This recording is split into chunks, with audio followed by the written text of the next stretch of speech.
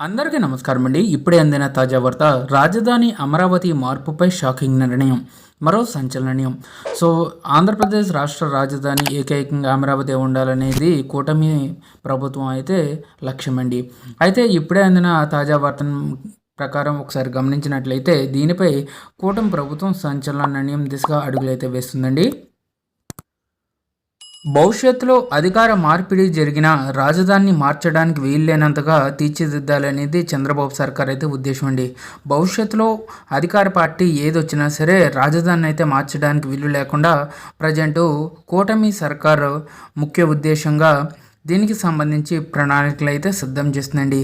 అంటే ఇక నుంచి భవిష్యత్తులో ఎవ్వరూ కూడా రాజధానిని అయితే మార్చలేరు.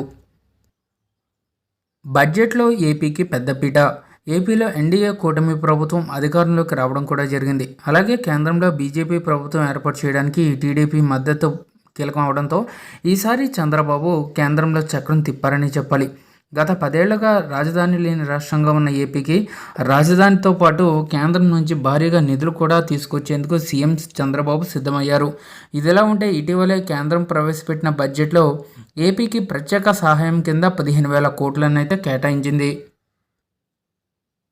అలాగే ఏపీ రాష్ట్రాభివృద్ధికి కేంద్రం కట్టుబడి ఉంటుందని, కేంద్ర సహాయం ఉంటుందని కేంద్ర ఆర్థిక మంత్రి నిర్మలా సీతారామన్ తెలిపారు.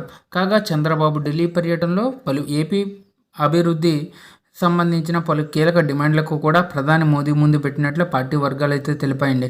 అమరావతి నిర్మాణం, పోలవరం ప్రాజెక్టు నిర్మాణం, జాతీయ రహదారులు వంటి కీలక అంశాలపై మోదీతో సహా పలువురు కేంద్ర మంత్రులను కలిసి చర్చించనున్నట్లు తెలుస్తుంది.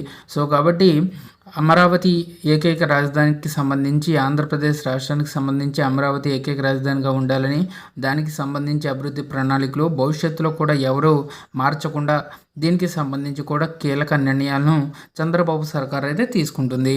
సో ఇదండి వాళ్ళ కేంద్ర ప్రభుత్వంకి సంబంధించి అమరావతిపై వచ్చిన అప్డేట్స్. మరి కొన్ని అప్డేట్స్ కోసం ఛానల్ని సబ్స్క్రైబ్ చేసుకోండి.